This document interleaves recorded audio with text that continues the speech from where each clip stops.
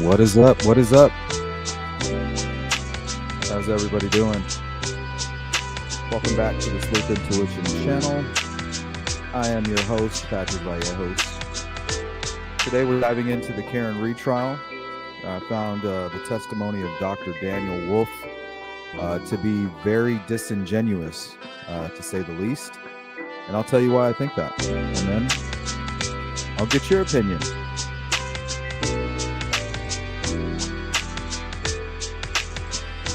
Ellie. What's going on, Miranda? Is it Ellie or Eli? Most likely Eli, right?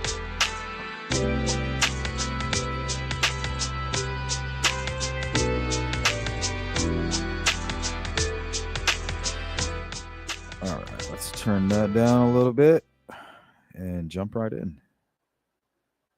Welcome in, everybody. Mustang, CJK, good to see you. Okay, Eli. Don't worry, I'm illiterate. You'll learn that. I am illiterate, and I'm not ashamed of it.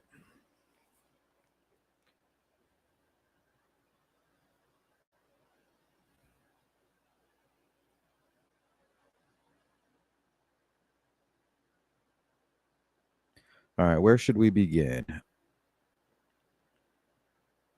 How about, who is Karen Reed? You can always start there. Karen A. Reed, born February 26, 1980. 45 years old. Woman from Mansfield, Massachusetts. Previously employed as a financial analyst and adjunct finance professor at Bentley University. She grew up in Taunton, Massachusetts and Blacksburg, Virginia, and earned both a bachelor's and master's degree in finance for Bentley University.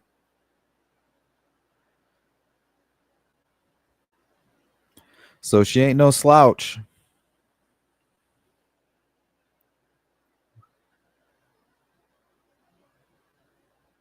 H. Nixon, what's going on? I'm surprised that so many think Karen is innocent.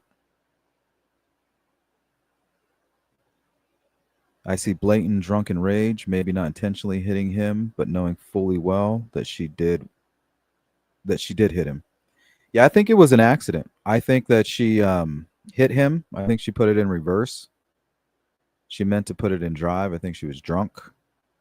I think she kind of parked probably a little bit at an angle to where if she did go in reverse by mistake, it would be right where John needed to walk in between like this garden, this fire hydrant, and this flagpole area. So he needs to kind of ride that little trail, but unfortunately that would have been right in the path of her hitting reverse.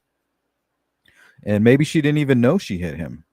You know, she just thought, damn, maybe did I hit something? She might have just been that drunk. But then again, she could have been filled with rage, because not only is Karen, do I believe that Karen Reed did hit John, but she's also accusing his friends of killing him, right? So she can't just man up and take the blame and take responsibility for what she did, because John needs justice. And she's obviously not going to offer it up at her behest, right?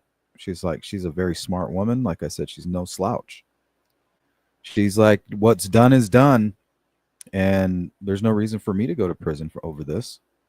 That's some psycho shit. I hate to put it that way, to be so callous, but I mean, that is some psycho shit. Not only do I believe she killed John, she is now trying to blame his friends for it.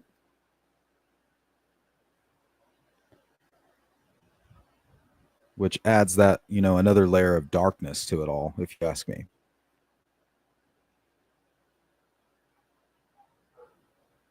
What's going on, Mustang? Boston Christian. All right, let's continue on here. Before her legal troubles, Reed had a successful career in finance and reconnected with Boston police officer John O'Keefe during the pandemic, or as I refer to it as the scamdemic, having briefly dated him in their 20s. So um, I kind of had a relationship like that a while ago. You know, you dated a young girl, like maybe in high school or during college, and then some time passes and you reconnect. You're like, oh, you know, you got divorced or you're not dating this person or you had a kid. Interesting. You want to meet up for drinks. And then you kind of rekindle this thing like, oh, we should have held on to you or something ridiculous like that, right? I feel like that's kind of what they had, trying to rekindle something that may have never even been there to begin with.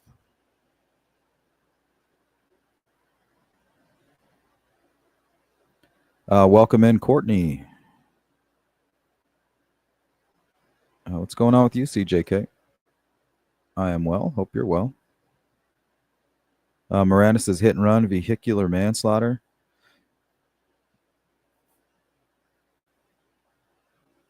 I think it all has to do with the alcohol. You know, that turns it into manslaughter.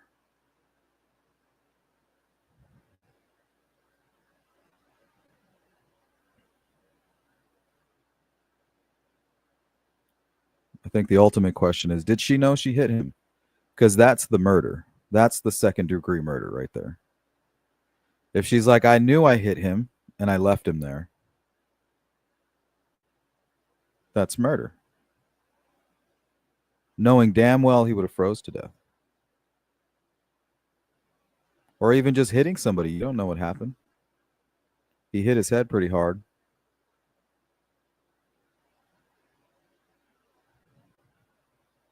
Um, they're not gonna Miranda, I don't think they're gonna get the murder too. I get what you're saying. But if they can somehow prove that she knew that she hit him and left him out there, that's definitely murder.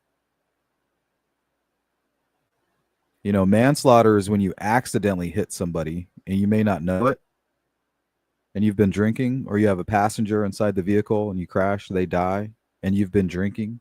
That's manslaughter. But if you crash and you're drunk and you have a passenger and you open the door and push him out the vehicle and then just leave him there to die, that's murder.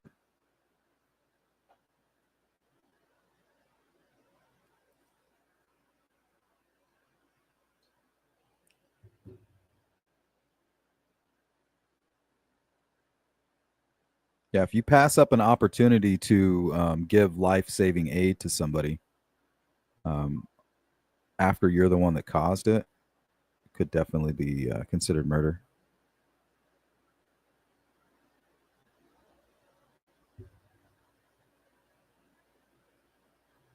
All right, this is what I pretty much have planned for this live stream. We're going to listen to Dr. Daniel Wolfe.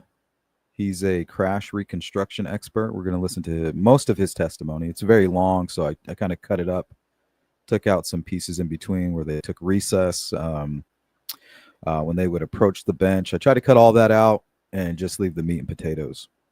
But I think his experiments are 100% flawed. I think he knows that they're flawed. And I think he's being disingenuous. And then I'm going to kind of give you my opinion of what I think actually happened and what caused those wounds on his arm. And we're going to hear from you guys as well. See what you have to say about it. Mustang, in my opinion, murder is murder. Unfortunately, it's not that simple, right? You have crimes of passion. You have moments of insanity.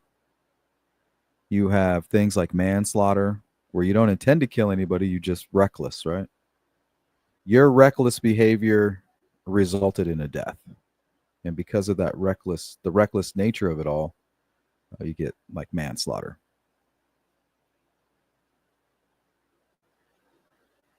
Miranda says, we don't even know for sure if she hit him. I think it's obvious. There is a lot of funny business. Yeah, we're going to talk about that too. The defense, their strategy, the evidence they have. Yeah, and they do bring up an interesting point that she could have hit him, right? Let's say Karen did hit him, fucked up his arm pretty bad, but then he gets up, goes into the house, has an altercation inside the home, and that leads to his death. So they're even kind of hinting at something like that they're going to throw that angle in there somehow. Something to do with him locking his phone at a certain point in time, proving that he was kind of alive and coherent at some point in order to manually lock his phone. Hold on. My dogs are going crazy.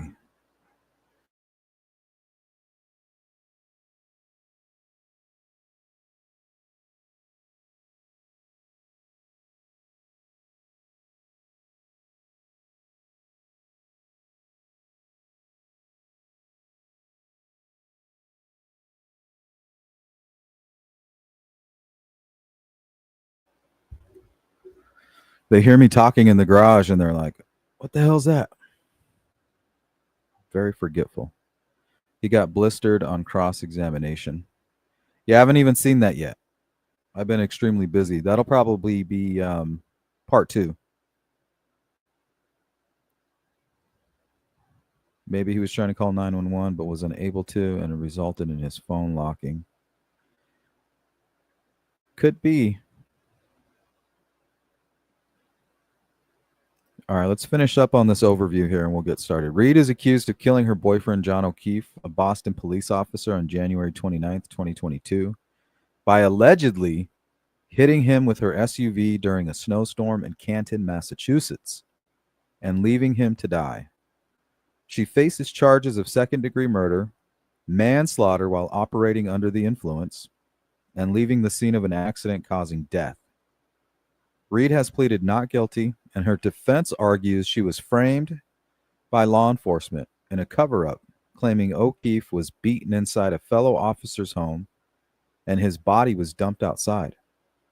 The first trial in 2024 ended in a mistrial due to a hung jury, and the retrial began on April 1st, 2025. The case has drawn significant attention. All right. So do you guys think that that's a good strategy, like creating this huge conspiracy theory in hopes that by creating such a elaborate story that it somehow will generate a little bit of doubt to a jury? Because to me, it's clear as day, right? She hit him, the taillight broke, fucked up his arm, and after she hit him, he fell to the ground. I think they're going to prove that.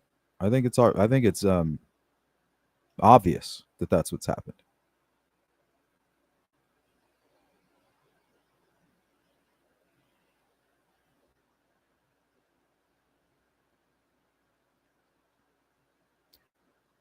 Actually, before we watch these videos, let's go into a little bit of the defense strategy and what they plan to present. That way you guys can comment on it. Okay, so a big part of it is the accident reconstruction testimony. The defense called Matthew DeSagra, an accident reconstruction engineer, as their first witness on May 30th, 2025. DeSagra challenged the prosecution's timeline, specifically disputing forensic scientist Shannon Burgess' claim that O'Keefe's phone locked at the time Reed's SUV allegedly reversed into him. DeSagra testified that O'Keefe's last recorded phone interaction, a manual lock, likely occurred after Reed's vehicle stopped reversing, suggesting O'Keefe was still alive post-incident, contradicting the prosecution's collision narrative. So that's going to be kind of a difficult argument to articulate so that the jury can kind of wrap their mind around what they're trying to say there. The defense also highlighted data from Reed's Lexus SUV, which they claim show no collision occurred on January 29th, 2022. This was emphasized in post on X, with one user noting this evidence was not as prominently featured in the first trial, suggesting it strengthens the defense's case. I don't know. I feel like the crash reconstruction is kind of working more for the prosecution. They kind of presented a dummy with his arm out and the SUV just striking the arm, which I believe to be a flawed in many ways, right? That's definitely not what happened.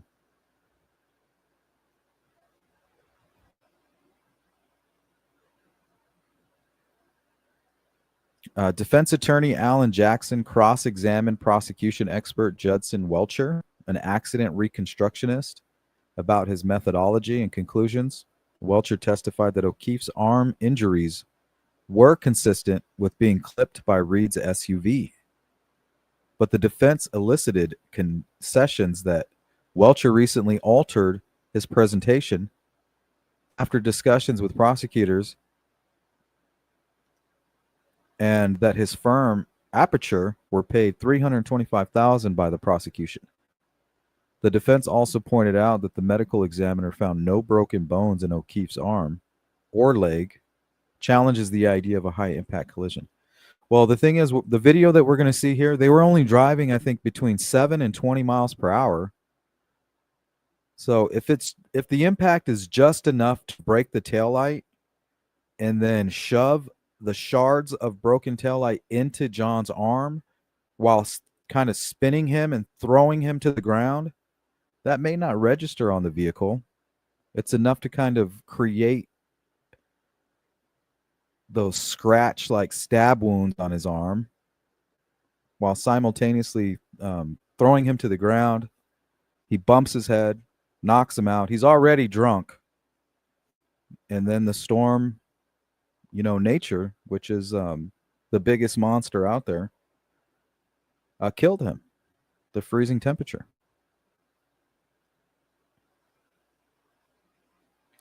The defense has questioned the prosecution's claim that the taillight fragments found near O'Keefe's body came from Reed's SUV. During cross-examination of forensic scientist Christina Hanley, Jackson asked if the plastic could have come from another source, to which Hanley admitted it was possible. Well, I mean, they reconstructed the taillight from those pieces. That's stupid. Hey, super chat from Alex. Thank you, Alex. Appreciate that. Let's welcome in She Warrior. That was very thoughtful of you, Alex. All right, guys, we have a sponsor. ARCCA could only do testing that was based on the Commonwealth theory. They said that he was hit on his arm.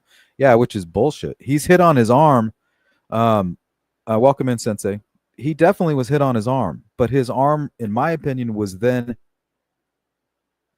pinned between the vehicle and his rib cage, which added the body weight, which is what threw him to begin with and what caused all the pressure between him and the SUV, causing those puncture wounds. So he was basically sandwiched. His arm was sandwiched between his body mass and the back of the SUV.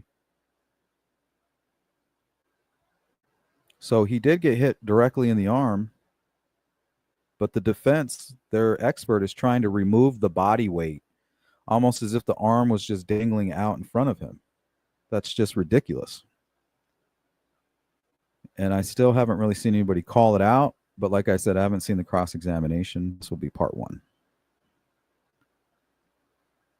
Then you have the dog bite theory. Dr. Marie Russell, an emergency physician and former forensic pathologist, testified on June 3rd, 2025, that the large surface level gashes on O'Keefe's right arm were consistent with canine claws and teeth. Well, the only issue with that is that if you break plastic, it basically becomes a bunch of teeth, right? A bunch of claws and teeth. There's really no difference. Bunch of pointy, sharp objects. O'Keefe's body was too small and improperly oriented to cause the observed wounds. That a vehicle strike would have caused significant bruising or fractures, which was absent. See, that's just not true. It doesn't take that much to throw somebody off their feet. Like if you had a large linebacker just while you're standing with your feet planted, go just not even full speed and just run and hit you. It's going to knock you not only off your feet, it's going to throw you back probably 3 or 4 feet. It doesn't take that much force. And all of you who played football out there know what I'm talking about.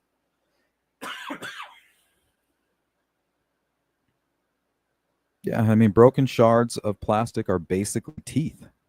If you took a sharp tooth, laid it on a table, and a piece of broken plastic, they're going to look the same. Plastic's going to be sharper, in my opinion.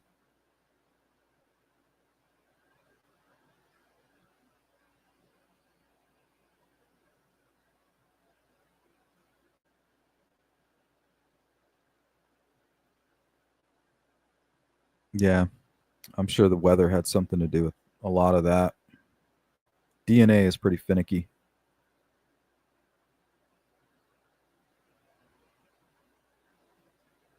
Let's see here. Dr. Marie Russell, she argued that the plastic debris found on O'Keefe's body was too small and improperly oriented to cause the observed wounds, and that a vehicle strike would have caused significant bruising. Yeah, I disagree with that. The defense moved for a mistrial, denied by Judge Beverly Canone, after prosecutor Hank Brennan questioned Russell about the absence of dog DNA on O'Keefe's sweatshirt, which tested positive for pig DNA instead. What do they do? Try to feed him to the pigs? No, it's food. The defense argued this introduced DNA evidence improperly, as no dog DNA testing was presented in the trial. They continue to assert that the lack of immediate swabbing for DNA on O'Keefe's clothing supports their claim of a mishandled investigation.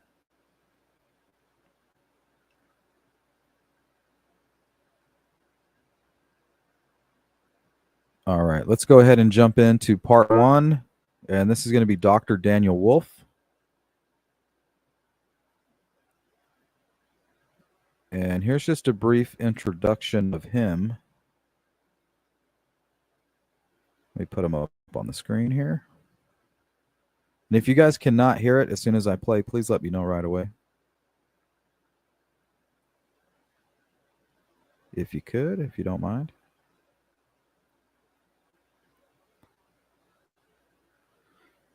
All right, that's him right there. So he's a crash reconstruction expert from Applied Research and Consulting, or ARCCA, ARCCA, a forensic engineering firm. Wolfe is a senior forensic engineer at ARCCA, specializing in crash reconstruction and biomechanics. He was initially hired by the FBI for a federal investigation into the Karen Reed case, but was later utilized by Reed's defense team. How ironic. Wolfe's testimony aims to challenge the prosecution's narrative that Karen Reed struck her boyfriend John O'Keefe with her Lexus SUV on January 29th, 2022, causing his death. But on the contrary, he actually proves that it is possible. And I think at one point he's only traveling at 7 miles per hour. Hits only the arm, not even with the body weight, planted on the ground, right? And completely shatters the taillight.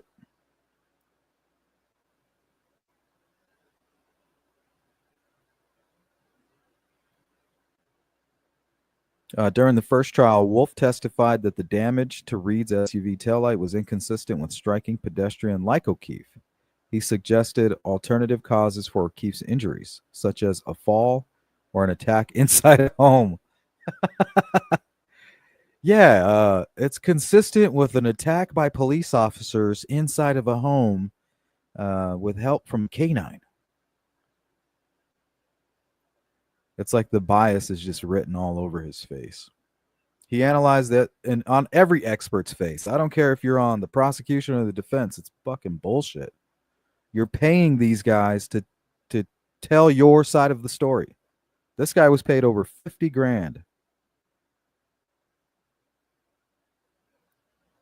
It's bullshit. The justice system is fucked. Let's just say that. At the very least, it's fucked. Let's see here. What he had to say about the taillight damage.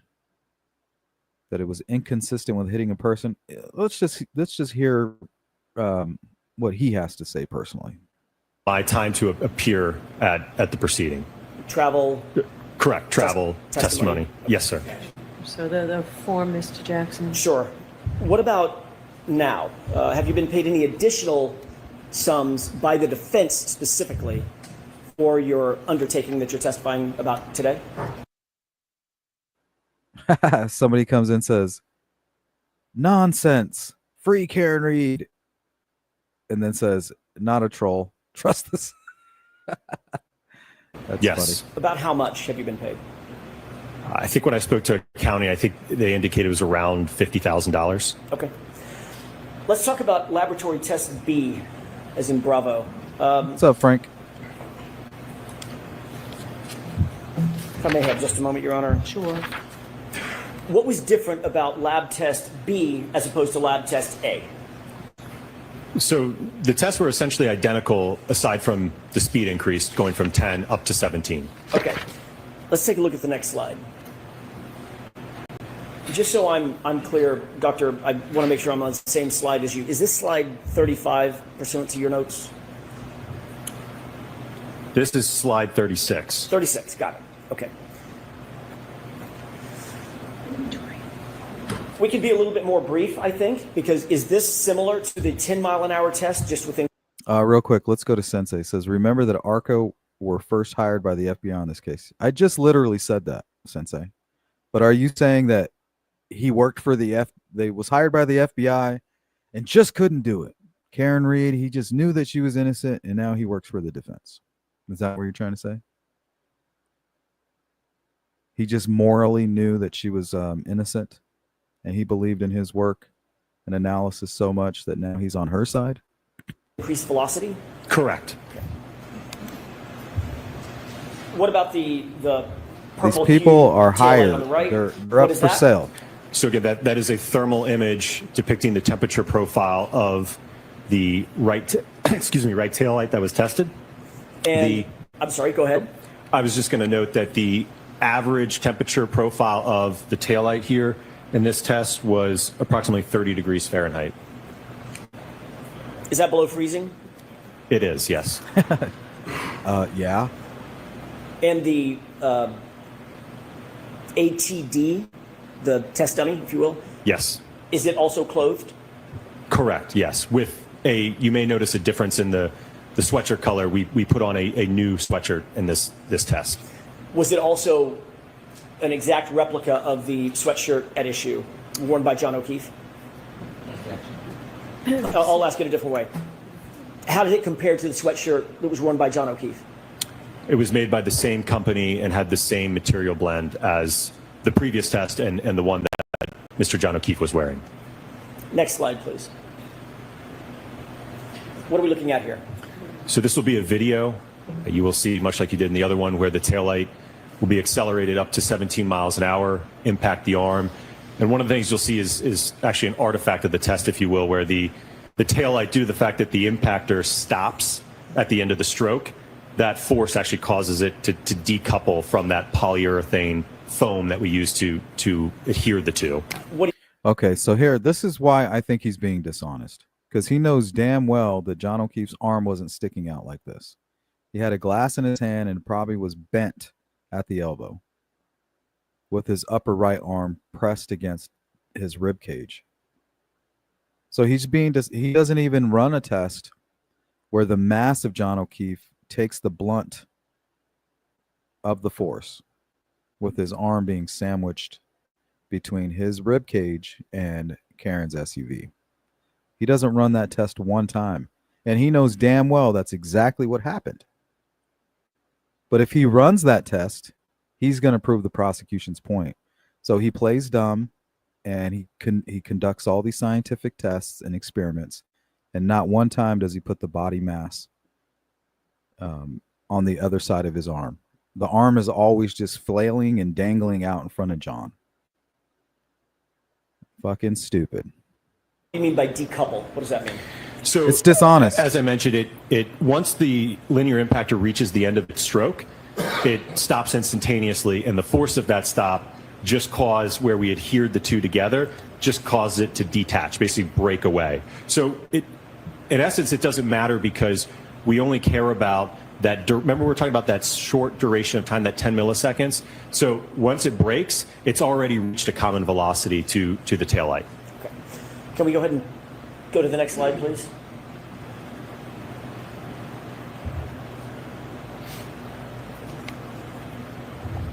What do you note about this impact?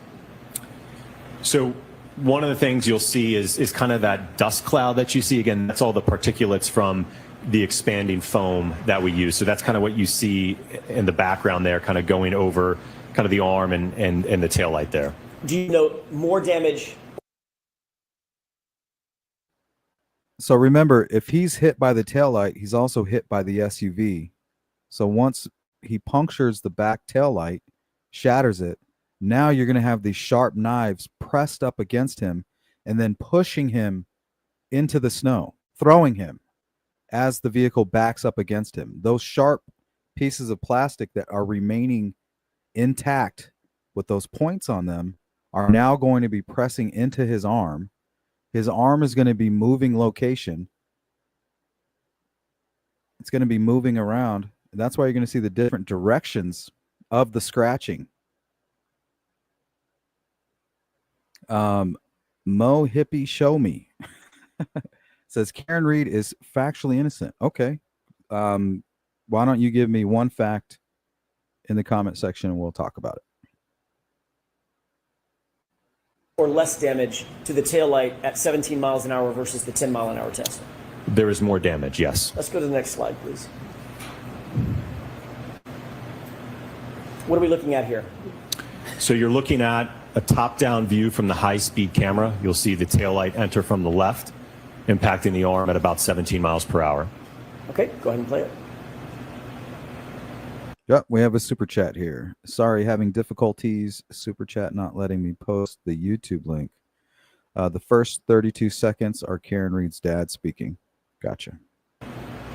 Thank you, Kit Kat. Can you describe the decoupling? Is that shown here? Absolutely. So as you can see, where the two are basically married together, right? It's kind of actually coming back together now. So that bond that we had, right? This is the most effective way that we could mount it to the impactor. It just became detached due to the. I mean, this entire experiment here is flawed because the taillight is housed inside of it's basically housed by the SUV, which would kind of keep some of it more intact. This has nothing bordering it. It's just free to kind of flail and fly where it wants. This is I mean, this doesn't make any sense.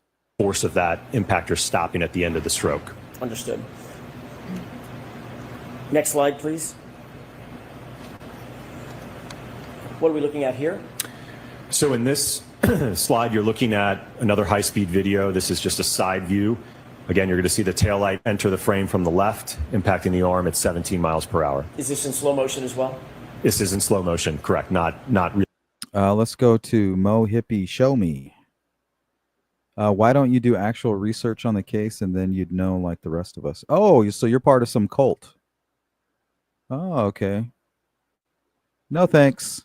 I'll think for myself. You're allowed. Your opinion's welcome in the chat. Feel free to give me factual information and back up some of your claims, and we'll talk about it.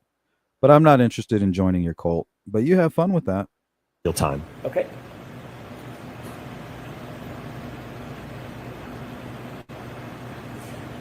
What do you note in terms of the deflection on the arm? Okay, look at the teeth here. You see that? Look at that. It looks like a big-ass shark tooth. Now, the one thing they're not doing is keeping the arm in between the taillight and the rib cage of John. They have the arm kind of hanging out in front so that it can whip around.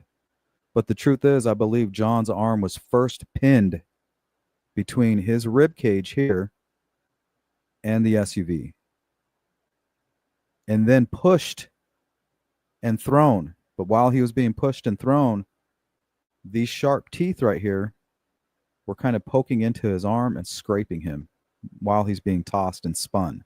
I literally think he was spun around and then smacked his head on the ground. The arm, as we saw in the previous one, is accelerated up, so it's moving now at roughly a common velocity with what the impact speed was. And what did you note about the damage to the taillight? It was more significant than the 10-mile-an-hour test, which, again, there was very minimal damage to that, where several fragments of that red outer lens fractured as well as the clear lens. Okay, next slide. And what is this depicting? This is extracted frames from the previous video just showing right at contact, during contact, and post-contact. Yeah, that's the thing that I hate about these quote-unquote experts, right, CJK? They don't even need to believe what they're saying. If they can put on a presentation like this and, hey, look, we're doing the scientific method, and then somehow keep it into the frame of whatever the defense or prosecution, whichever angle they're going. Hey, we just got to keep it within those perimeters. And we can't, as long as we don't go outside of those perimeters, we're doing our job. And we got to make it look all fancy like this, because nobody's really going to question this, right? Especially if you're biased. If you're part of some weird cult, some Karen Reed cult, everything that you see is going to be skewed. Next slide, please. Let's go to a super chat.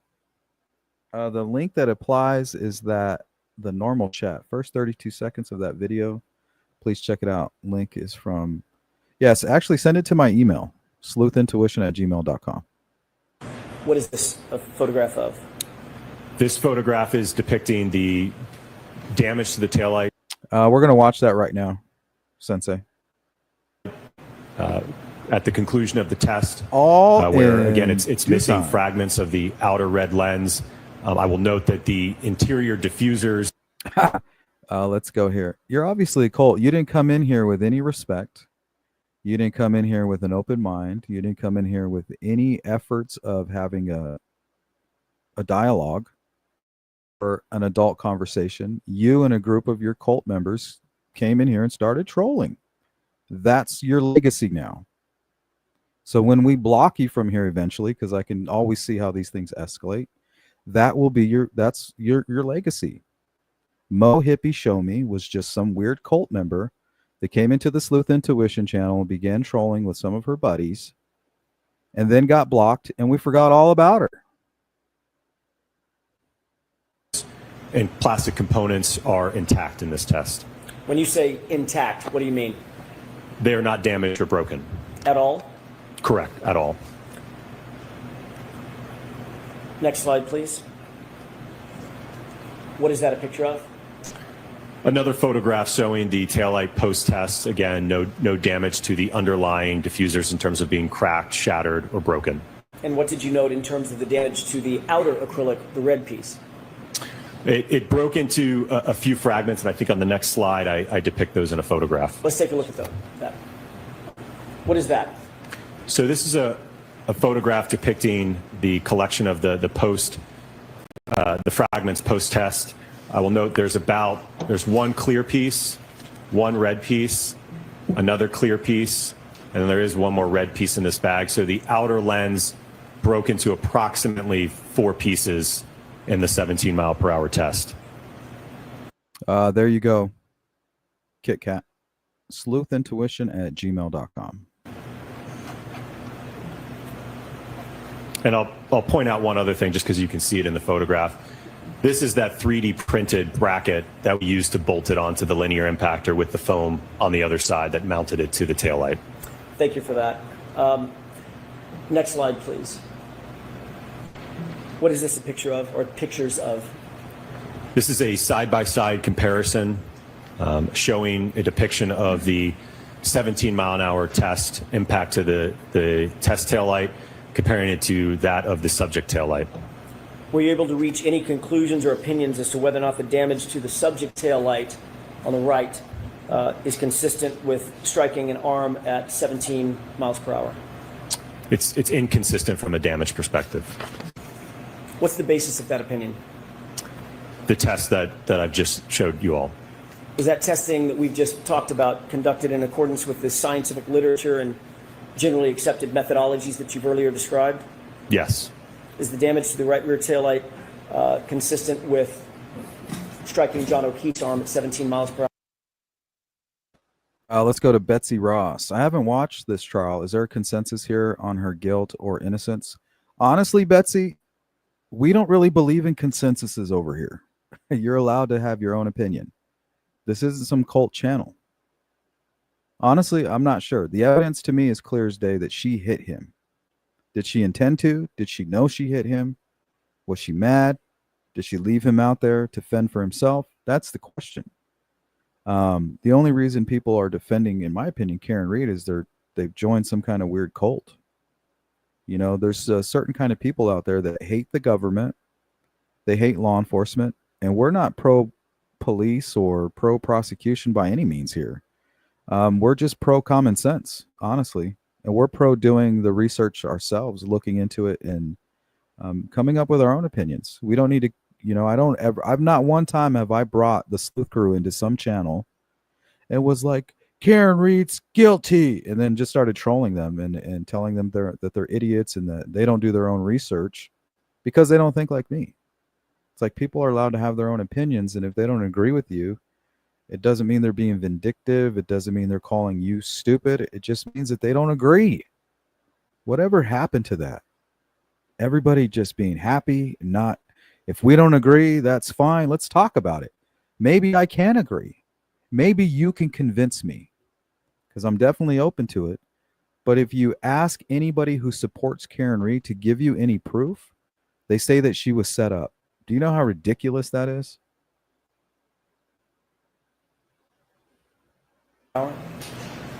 No. Do you hold that opinion to a reasonable degree of scientific certainty? Yes. And the reason I say that it's ridiculous is because we've learned a lot about defense strategy, right? They have to create doubt. If they're not creating doubt, they're not doing their damn job. But it's not, when they're out here creating doubt, it's not for you to become stupid and bite the bait, you know?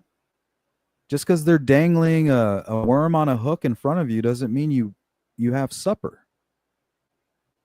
You're being a sucker is what you are to an obvious defense strategy. It's their strategy. How do we get our client off?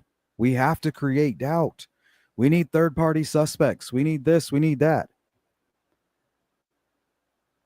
And then you have half of these people on social media who jump at the hook. They're just hooked and they don't even care. Because they're part of some group, they're on some Discord where they all talk about it and they become radicalized. And then that's it. There's no hope for them. Because once you join a cult and you're this lonely type of person who's easily manipulated by psychopaths and defense attorneys, not that they're the same thing, but they use the same tactics, right? One naturally and one knowingly. But you have to take responsibility for yourself if you're biting on that bait that's being dangled in front of you. And that's what a lot of you people are who support people like Richard Allen, Brian Kohberger, Karen Reed, when there's obviously a shit ton of evidence against them. Now, I can't tell you with 100% certainty that she's guilty because I don't know. That's not my job. My job is just to tell you what I see, and then you have to stomach through my opinion. But there's plenty of evidence here to suggest that she most likely hit him. So for those of you out there that want to have Brian Kohberger's baby, Richard Allen's baby, all of a sudden you're in love with Karen Reed, you don't even know who the fuck she is, but because you've joined some psychotic cult that seems to form on strange online circles, we have to stomach it. So Slide 45, please. What is this? You're looking at photographs post-test of the sweatshirt that the ATD was wearing at the time of the impact. Is this the 17-mile-an-hour impact? Correct, yes. Did you note any defects in the fabric of the right arm? There were no punctures, holes, or fraying of the material during this impact test.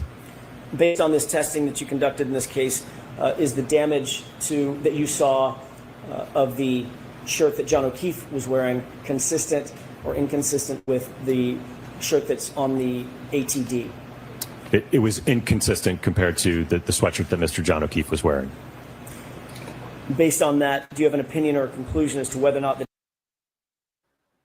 Kit Kat, can you email me the source that they used in that? Because I can't use that YouTuber's content. They'll probably strike me. But if you can find the source of information that YouTuber used, send me that link, and then I'll play it. Or find another one. Ask help from some of the moderators. They're great at. They'll find it quick. Snap of a finger. damage on Mr. O'Keefe's clothing was consistent with being struck by the right rear taillight at 17 miles per hour? It is inconsistent.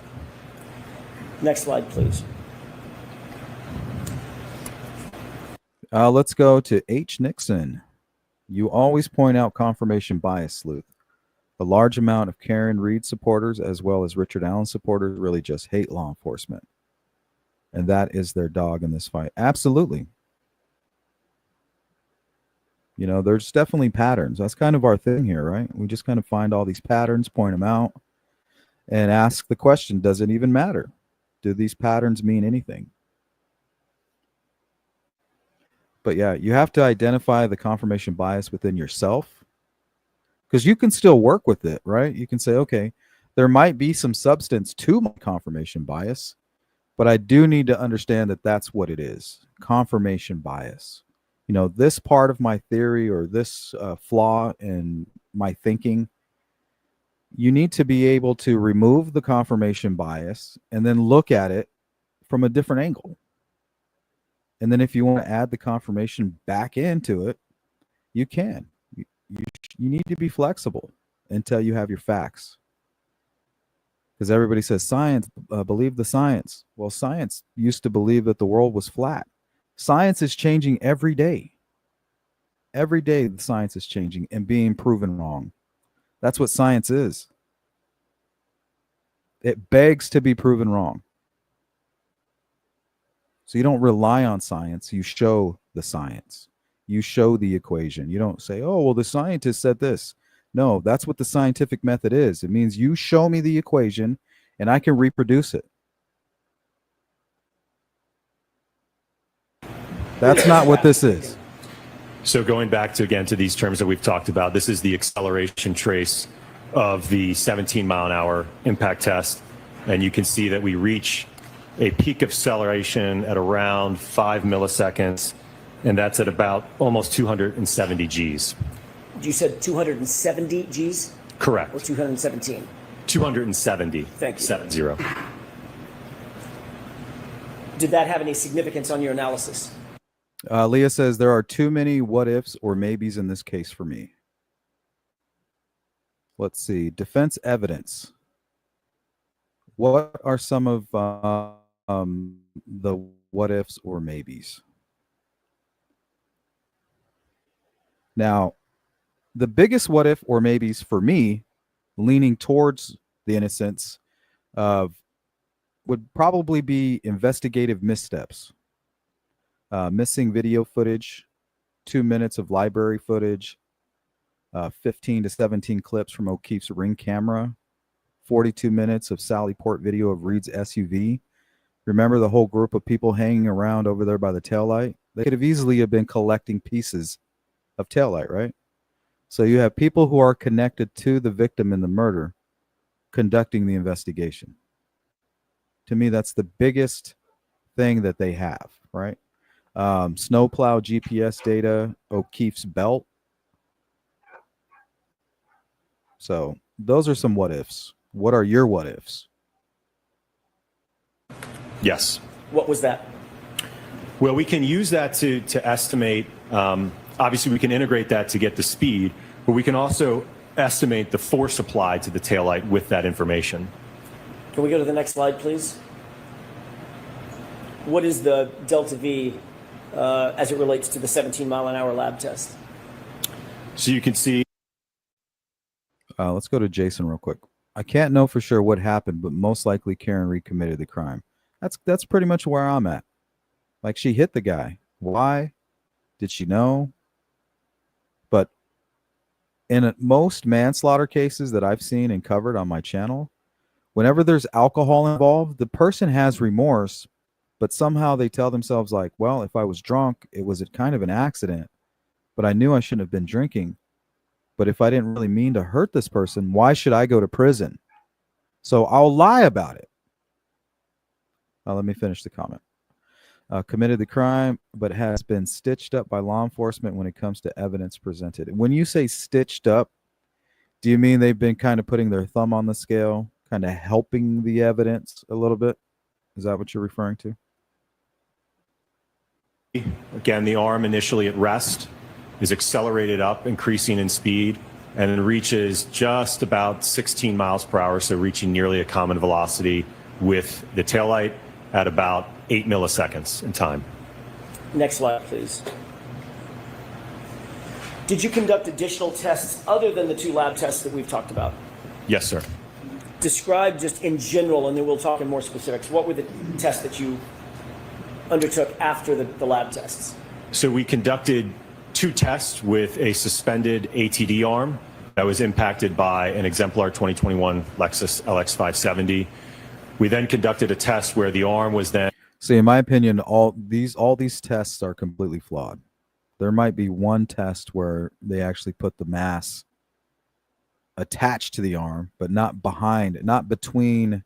They don't put the arm between the mass and the vehicle. And attached to a test dummy. And then our final test was a full-on impact to a test dummy. Can we go to slide 48, please? Let's check out what Betsy Ross has to say here. Conspiracies and cover-ups have become very popular in the community after COVID. Almost like they believe it now. Alex Jones is always right. Seems like every case, a ton of channels are spinning the narrative. Well, that's what it's all about, the spin, right? And it's kind of gross, to be honest. Especially when it involves re-victimizing family members and things like that. Like, it might be a good story. A lot of times, some of these YouTubers are really good storytellers. They have a lot in common with defense attorneys, because that's what defense attorneys are really good at. You know, they lay down all the evidence in front of them and they duct tape it all together. So it's not really putting the puzzle pieces together where they belong, but they're able to tape it together quite nicely to where it kind of has an ebb and flow. It tells a story and it's believable. And some people are very susceptible to manipulation like that. You know, they don't believe in coincidences and shit like that.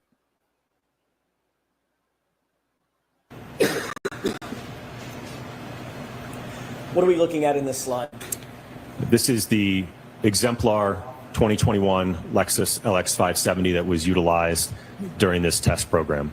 Was this the same vehicle that was utilized? Leo, we're going to talk about the wounds. So the first half, we're going to kind of do their presentation, and then we're going to do our own kind of scientific experiments. We're going to do it together. I have a bit of a presentation for you guys. And we'll all try to be on the same page and conduct it together. So if I get something wrong, you guys feel free to correct me. But we want to go through all of this and see all his experiments, and then I'm going to explain to you why I believe they're flawed. And then we can look at the wounds and things like that. Here, I might even be able to show it to you. So I have this kind of set up for us.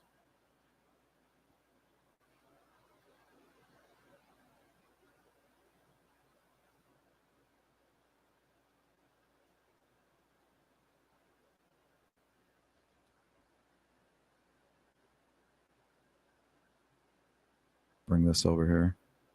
So we'll be able to do kind of our own experiments. We're going to be, because I want to show you the movement of the arm and why a lot of these scratches are causing the different angles.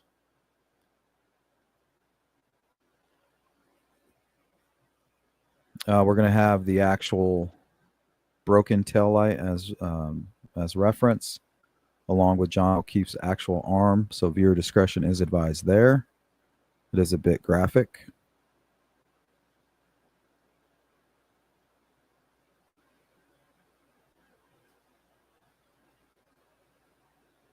And then we're going to have the SUV tilted at an angle, because I believe that's what happened. And we're going to see if we can reconstruct what we see over here on John's arm with what I believe actually happened. And I'm going to do it under your supervision. It's in all the tests, C, D, E, and F. Correct, yes. If we could go to slide 49, the next slide. What's depicted in this photograph? Well, so there's a number of things here, so I'll try to point them all out. So obviously, we talked about just now the Lexus here, the exemplar vehicle. We have a forklift that was hoisted up that ultimately was suspending the arm. See, he's doing all of these great things, but he's leaving out. Remember, we talked about the scientific method and needing the equation. So it's like we're handing him A plus B, and he said, nope, we're going to do A plus, I'm going to show him A plus C. He's just removing the B out. He's changing the equation completely.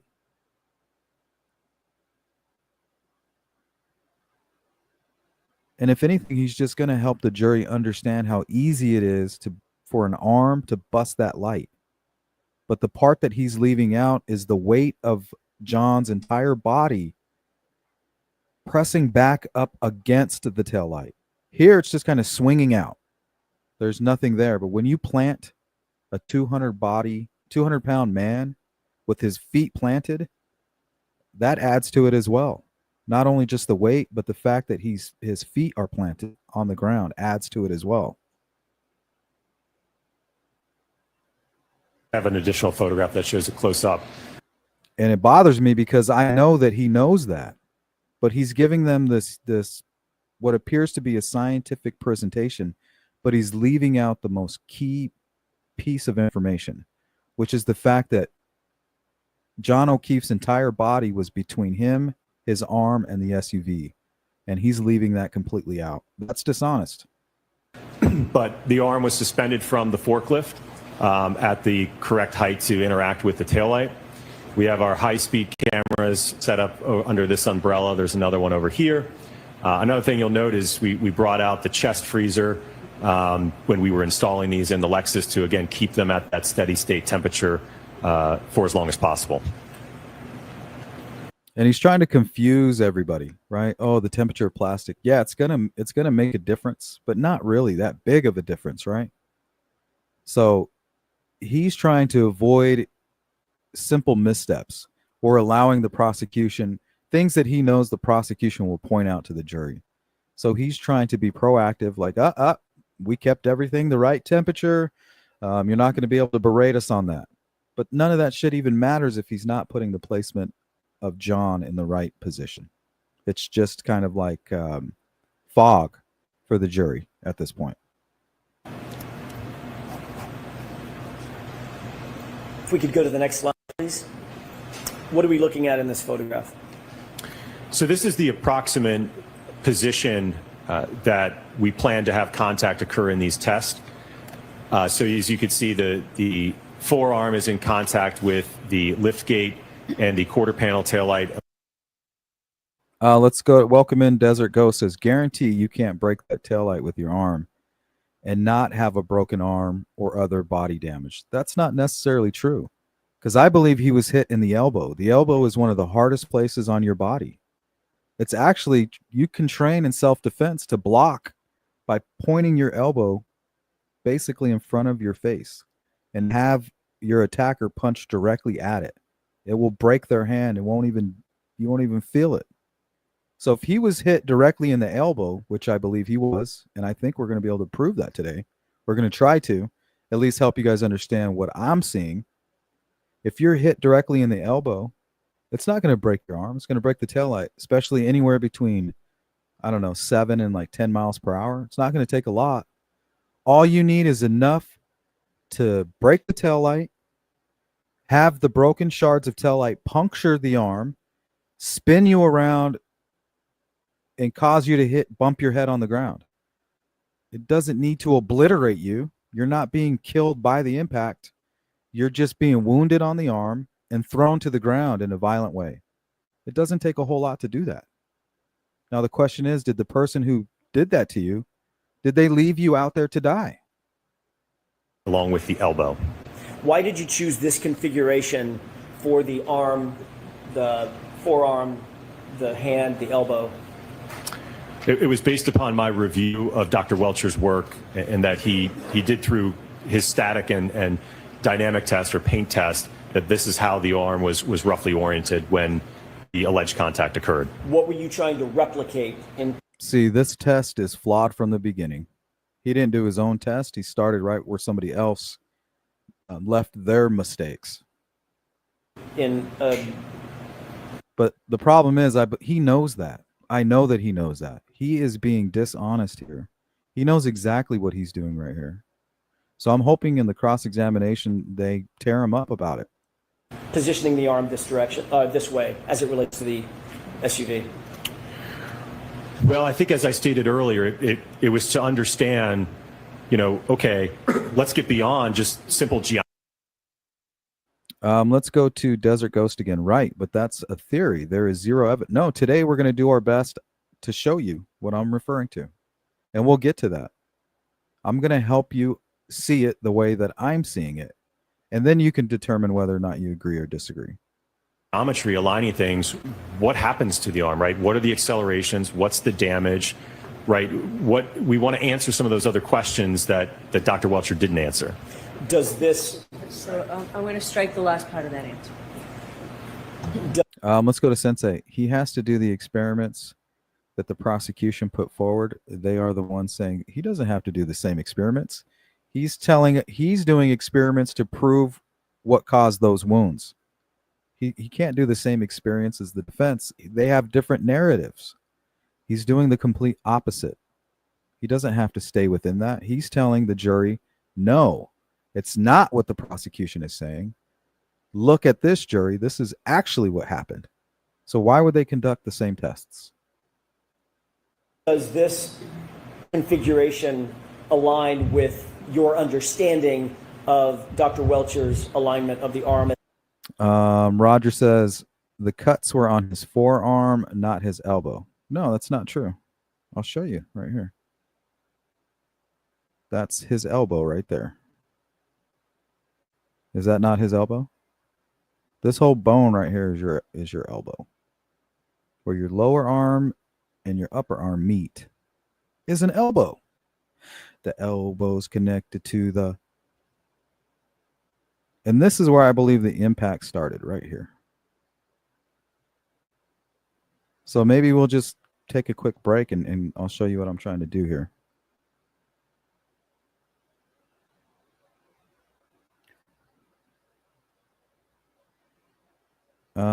So let's go ahead and try this way. We're going to go right over his wounds.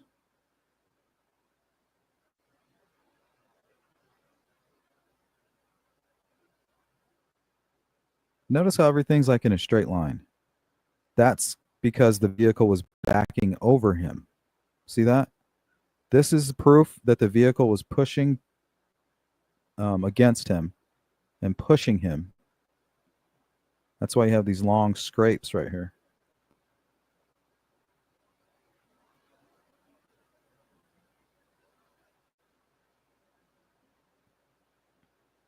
Okay, so I believe that's the impact wound right there.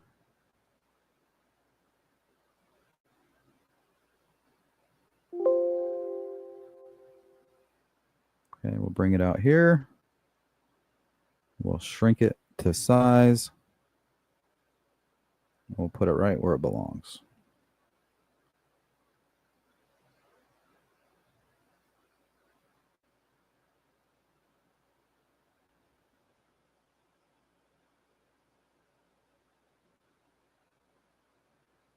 So, right, it matches right with the impact.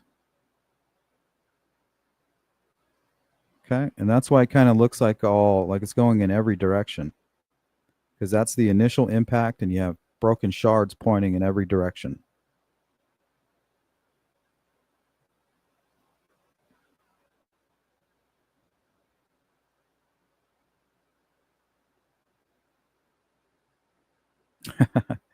Yeah, it pays to be an expert, that's for sure. Connor Kinder, his job was to analyze Dr. Welcher's theory and put it to the test.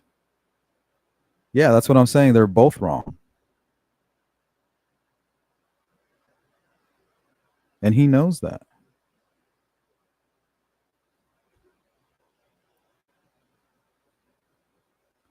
So I want you guys to see something here. You have two different impact wounds. You have the initial right here, which broke the taillight and threw shards of plastic every which way, right?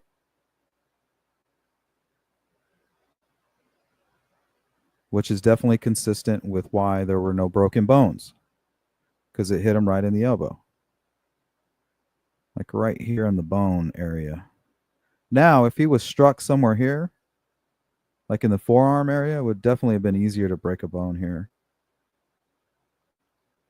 But I believe the impact was here, and that's why we don't see any broken bones.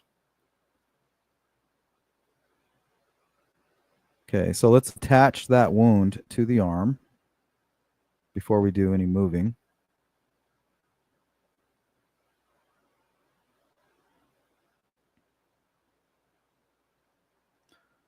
So we will merge visible. Okay, so the impact wound is there. It is tattooed on our arm. And I should have made the beer to where I can move that around too, because we know that that's going to smack on the vehicle instantly.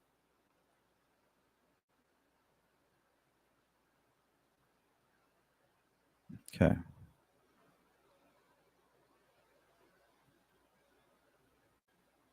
So this might help you understand what I'm trying to say. Here's the position that I believe he was in.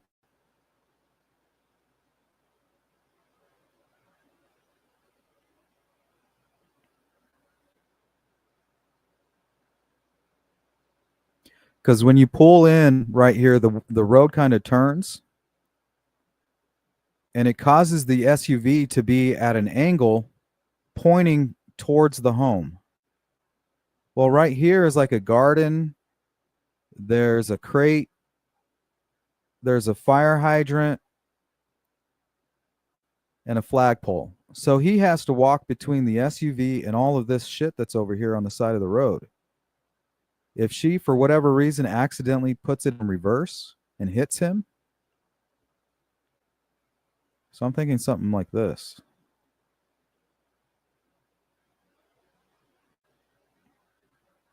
He's got the glass in his hand. For whatever reason, she hits reverse. The initial impact would be right here. But then the arm is going to kind of straighten out, which is going to cause the secondary wounds to show these long lines going all in one direction. Right here. So this one might even be part of the initial impact right here, like this whole part right here.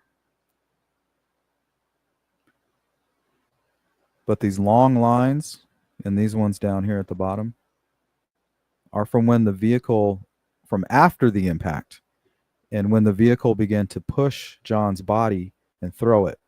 While the vehicle is throwing it, it now has teeth. Right? The initial impact broke the taillight. The taillight now has these teeth similar to a dog. Those teeth then puncture into his arm and back over him, extending his arm kind of straight and then pushing him. While the vehicle pushes him back, it scrapes these long lines across his arm. That's what this is. Probably caused by some of this that you see here. Right? This probably is what caused this.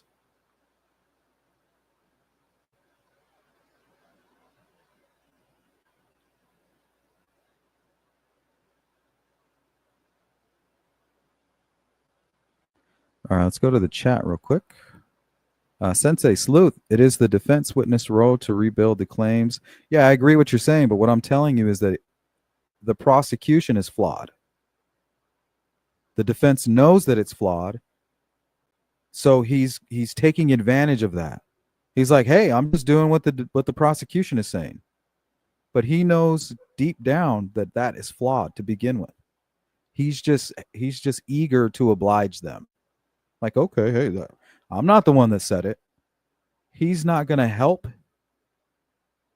He's not going to help hurt his own side of things. He's not going to do them any favors.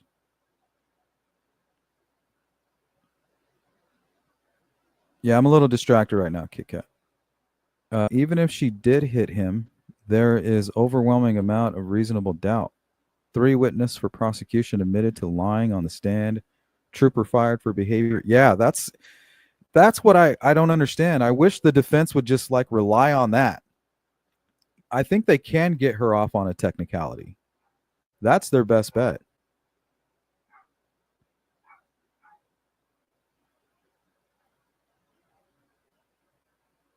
Sometimes I think this whole third party suspect thing just hurts, you know?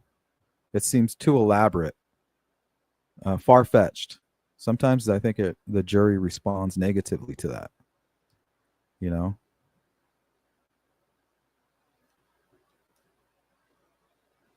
Let's go to Leah.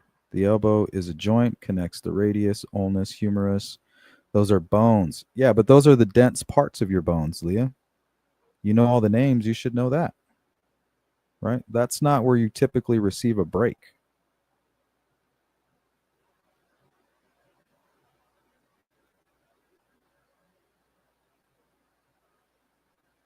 She felt she struck something. She said, "Dad, I think I struck something." I said, "What do you mean?" "I remember backing up and hitting something, but I can't say what it was." Okay. I know that the phone calls were inadmissible. Like it went beyond the scope or whatever they call it, and they weren't able to get her father's records. But if they force him to testify, I guess that's different, Kit Kat. Yeah, that's interesting. I'll have to take a look at that. No way I'm hanging outside a car in the freezing weather with just a sweatshirt on right behind them too and didn't see anything. Yeah, I don't think he was hanging out. I think she dropped him off, right? So she drops him off. Let me see if I have any other photos on here. So do you notice all this stuff over here? So if she parked right here to let him out, now he's kind of stuck on this path. He's not going to go around all of this shit. He's going to go in between the SUV that's parked right here, right? Against the side of the road. He gets out of the passenger side of the road, walks in between the fire hydrant, in between this garden area, the flagpole, and this crate. And then she backs into him. Now notice how the road curves. So if you're parked here, if you were to go straight back, you're going to cut into this area right here and smack right into John because he can't go anywhere. He's confined to this little space here. It's kind of like a short path. He's not going to walk through this garden area. Plus, there was a pile of snow right here, I believe. So he's confined to this area. The road curves. If she was to reverse, she would smack right into his elbow where he's holding this glass, his glass of beer. It's going to hit him right here. But one thing it's going to do is it's going to wedge this arm between the SUV and the rest of his body. And as it throws him and spins him, the taillight's going to scrape over his arm as it's pushing him back.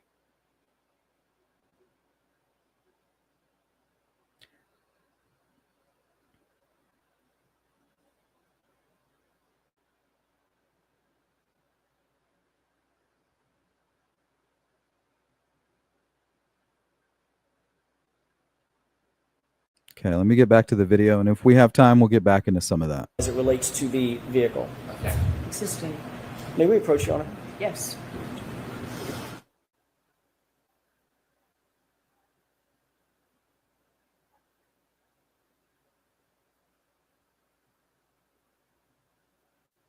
Yeah, that's a good point. Betsy Ross says, I just read a short synopsis since I didn't know anything. How does the defense explain shards from the taillight get in his shirt? Exactly. His arm does not look like a dog bite. Well, to me, it does kind of look like a dog bite. But like I said before, broken shards of plastic basically become sharp teeth. I mean, what's the difference? Pointed objects puncturing through soft tissue. And that's what I see here, especially at the impact wound. You can see where it kind of pinched the skin and went through.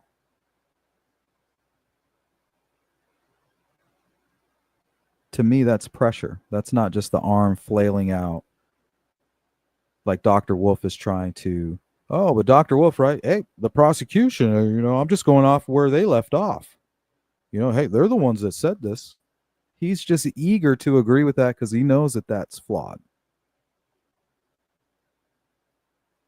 And to me, that's dishonest.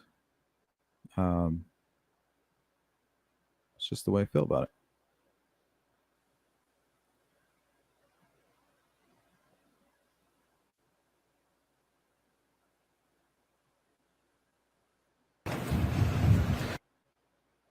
So I think they had like a quick recess there, and I skipped it. Taillights just after the install, and on the right is a thermal image of that.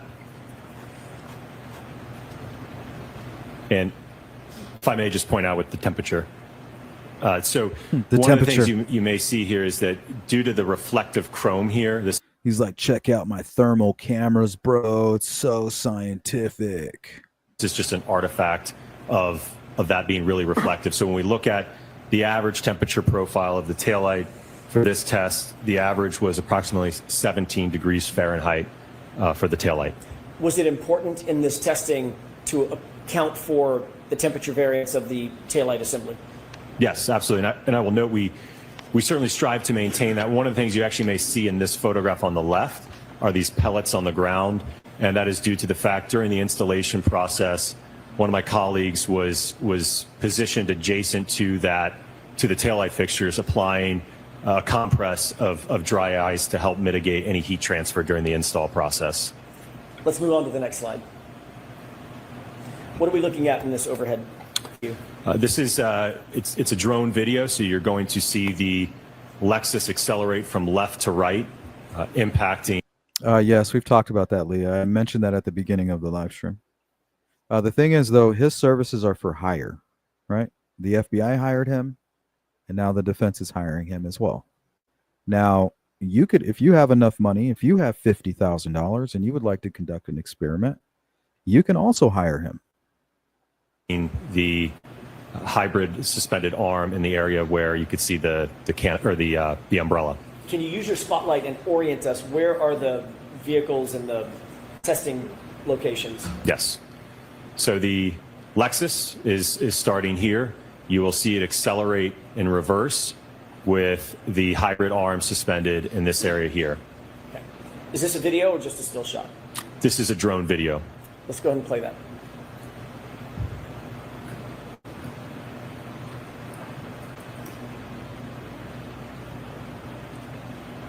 Dr. Wolfe, is that in real time or slowed down, sped up? This is in real time. Okay. Next video, please. What is this? This is a camera that was mounted on top of the forklift that was suspending the arm. Is this a still shot or is it a video? It's a video. What is the orientation of that arm as it relates to the vehicle that we'll see? Leah, to the flawed. Yeah, like I said, we're definitely not pro-prosecution. A lot of these guys, I mean, they have their own motivation. Like, I don't know what their motivating factors are, but they're all dishonest, right? Like, let's take the Delphi case. They spent years and millions of dollars trying to connect the Kleins and Anthony Schott to the murders of Abby and Libby. They failed to do that. They failed. And then in court, they try to act like it never happened. It's like, oh, we have to forget about all of the Anthony Schott stuff because if we do, it's going to help the defense. That's not justice. That's not truth. You present all of the facts, everything out there, and wherever it ends up, that's just where it ends up. But at least the truth is out there. But both sides are dishonest. They're both playing a game. And then when it's all said and done, they're going to go play golf together. They're going to go have a drink together. Richard Allen is going to go rot in prison, and Abby and Libby will still be dead. So it will make contact with the taillight, although I will note in this test, ultimately the contact ended up being more of a clip or a side swipe in this test. Go ahead.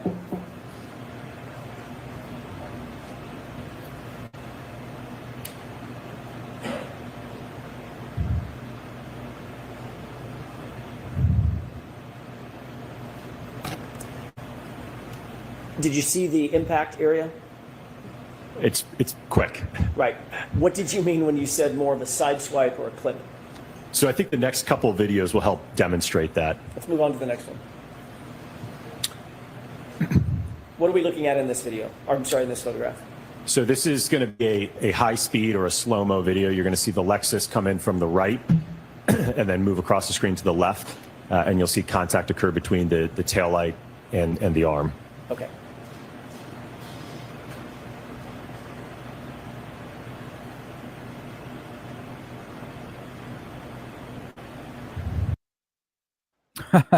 Mustang, you're absolutely right. Says court is not the place of truth. It's more of who lies the best.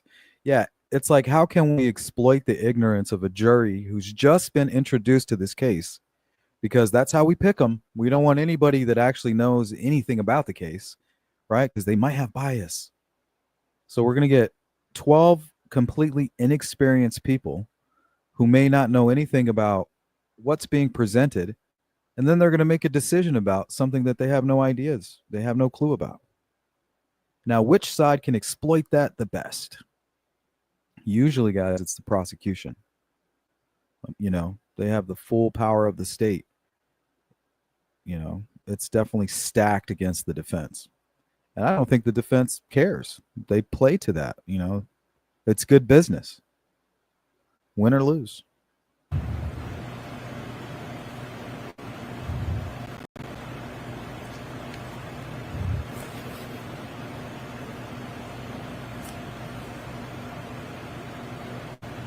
Can you explain for the jurors using this video what you meant by more of a side swipe or a clip? Right. So this is where the hand and the wrist are kind of in the area of the quarter panel taillight, and then a portion of the forearm in contact with, I'm sorry. So here a little bit later, he's going to actually have the dummy attached. For whatever reason, he doesn't pin the dummy or the arm between the dummy and the SUV because he knows what will happen. The truth will be revealed. What I previously said, the wrist and the hand in contact with the lift gate portion of the taillight, and then on the forearm is more in contact with the quarter panel taillight. Okay. You got that right, Bob. Next slide. And what is this angle? This is, yeah, same test, just a different angle with. Yes, Betsy. She does. The high-speed cameras in slow motion. And this is at 15 miles per hour, correct? 15 miles an hour, correct. Can you explain for the jurors, given the fact that this is suspended, does that have any impact on the ultimate analysis or reconstruction, rather than being attached to an ATT? Effectively, mass is mass. So whether we have an arm that is suspended or attached, again, it's the arm is on a joint, right? So the arm can accelerate freely of the rest of the body, right? So if anything, even if it is attached to the body. Did you hear his explanation? He's saying the arm can just swing and wail freely unless it's pinned, right? Unless it's pinned between the body. And he definitely doesn't want to show anybody that. But that's what happened. You know, there may actually be some additional force associated with that, just because there could be more mass attached to it. Understood. Okay, let's go ahead and play this video.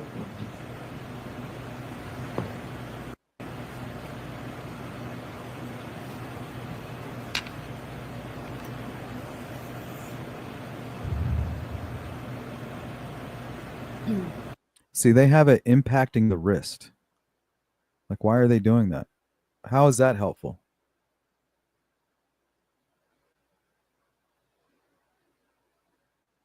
This is the entirety of the wounds near his wrist. It's definitely not the impact area, right? But yet they want to show you this bullshit. It's laughable. Like, why even waste the time to do that? Why even show this?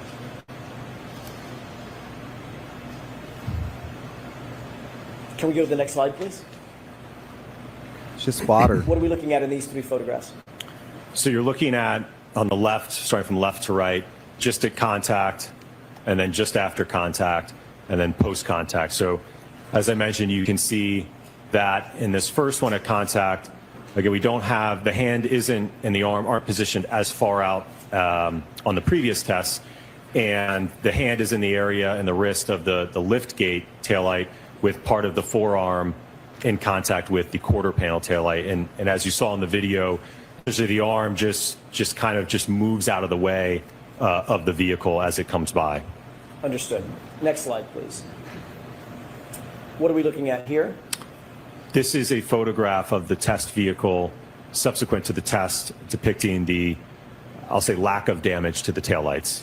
Describe what you did see in terms of damage or lack of damage on the taillight. There was no damage or fracturing to the taillights. Describe the orientation of the arm in this particular test that you said was more of a side swipe. What was the orientation of the arm to the taillight in terms of how much of the arm touched the taillight? It's probably a clunky question. Okay, so that's video 1. Let me pull up video 2 because we're running out of time. And I'm going to shut down my paint shop. I'm not going to have time for that little experiment, but we did touch on it a little bit. Let's go ahead and close that.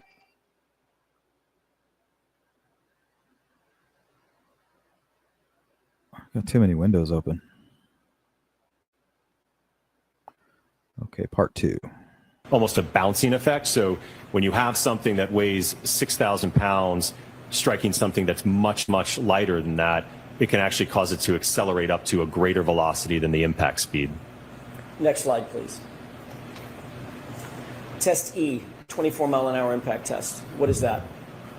So this is a 24-mile-an-hour impact test to the ATD arm attached to a test dummy. Next slide, please. Why did you utilize 24 miles an hour for this test? So it's my understanding that this is the upper end. There is a triggering event of, I believe it's 1162.2, and I think at the end of that data, the speed is approximately 24 miles per hour. So we did a test at the end point, if you will, in that data set. What is this photograph showing in terms of the orientation of the arm and the hybrid test dummy, or ATD? So the orientation is to depict, again, the orientation that Dr. Welcher indicated in his static and dynamic test to show what happens when again, that ATD arm that we had is attached. Okay, so in my opinion, in order to conduct this test correctly, his elbow needs to be against his body. And then his hand is out holding the beer, maybe even at a lower angle. But the impact, they have the impact here in the right area, right? Right there near the elbow. But they don't have the positioning of the body correct. Here, let me see if I can explain this better with the...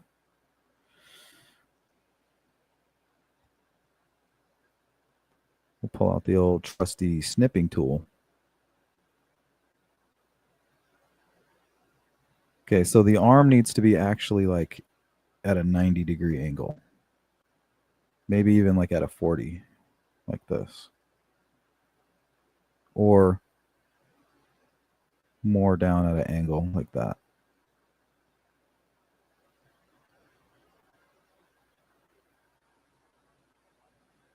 Now, the only problem is that puts the shoulder right here and the elbow right there on the impact spot.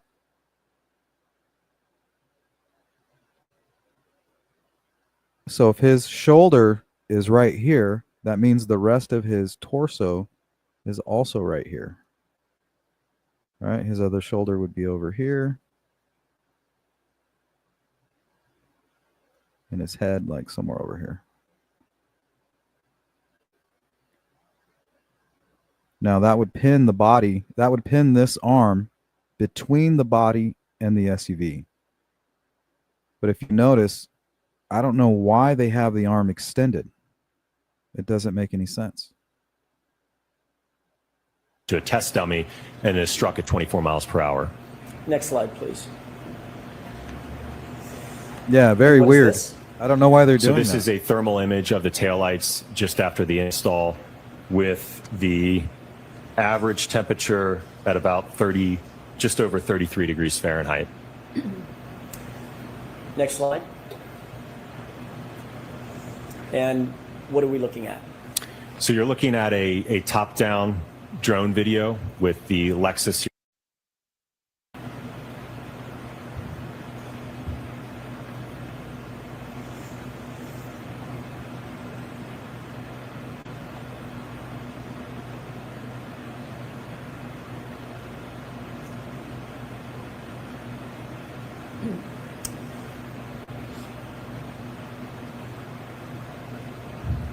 And could we go to the next slide, please? And what is this? So this is a perspective from the high-speed camera, so a slow-motion video with the Lexus reversing into the ATD arm at 24 miles per hour. Before you play this, Dr. Wolfe, I failed to ask this. It may be obvious. After each of the tests, C, D, E, F, were you replacing the taillight with new exemplar taillights that had been temperature accounted for? Yes, every test had a new set of quarter panel taillights, as well as liftgate taillights. And even in the test where the taillight in the 50-mile-an-hour test where the taillight was not damaged, we still put on new taillights. We did not repurpose or reuse any of the taillights. Okay, thank you. If you could play this for us, please.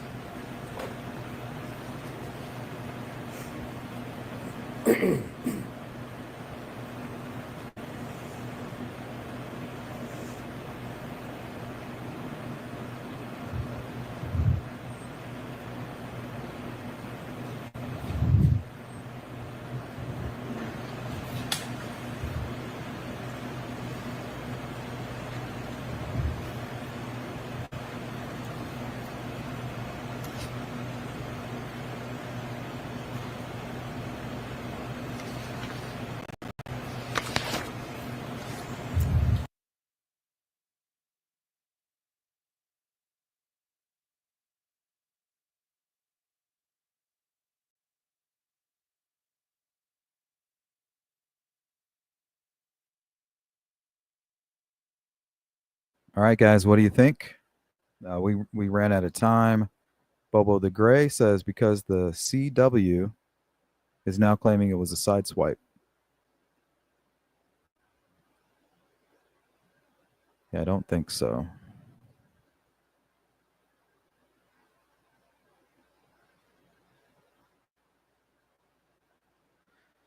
I can't imagine that the defense would do a trial and tell the CW, oh, wow, you all right? I believe they've always claimed a side swipe, but regardless, have you ever stood behind a car like that? I haven't. Well, he's not standing behind a car.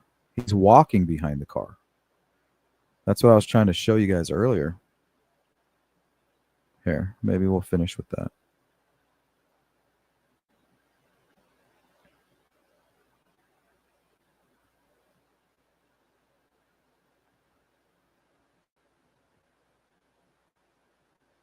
So I think I'll start with this.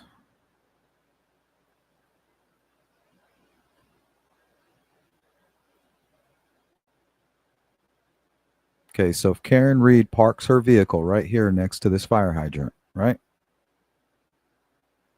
She pulls up. John gets out. He's going to walk right here along this little path. There's nowhere else for him to go. So for whatever reason, if he gets to about this point here, if she decides to back up, he's fucked.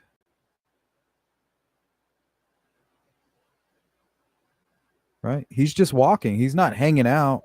He's not like, hey, this is a good place to just stop and text. He's just getting out of the car and walking to his friend's house.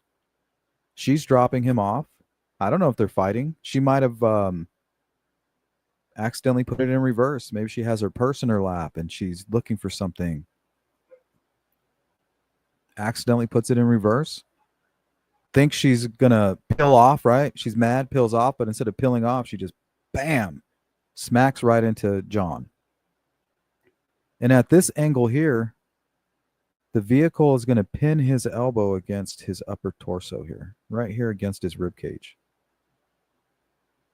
It's going to smash this glass against the tailgate, extend the arm straight out while scraping across the arm and spinning him and throwing him right here in the grass where he most likely bumped his head.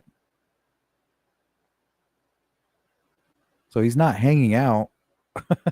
He's not like, hey, I'm just going to stop right here.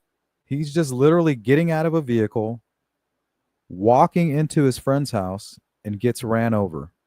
Was it on purpose or was it an accident? Was it murder or was it manslaughter? To me, it's not about did she hit him. It's was it murder or was it manslaughter? That's the only question for me.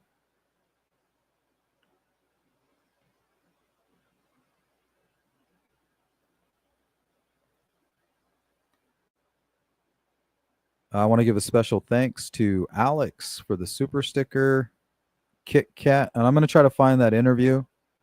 I think we're going to do a part 2 on this. We might do, well, not a part 2, but it'll be the cross-examination of Dr. Wolfe. I'll try to find that interview, and we'll start with that. I just need to find it first. What's going on, Mark? Good to see you. Gang, gang. Leah, it was good to have you in the chat. Mustang, you got it. And I'll see you guys a little bit later. Bobo, thanks for showing up. Betsy, thanks for your participation.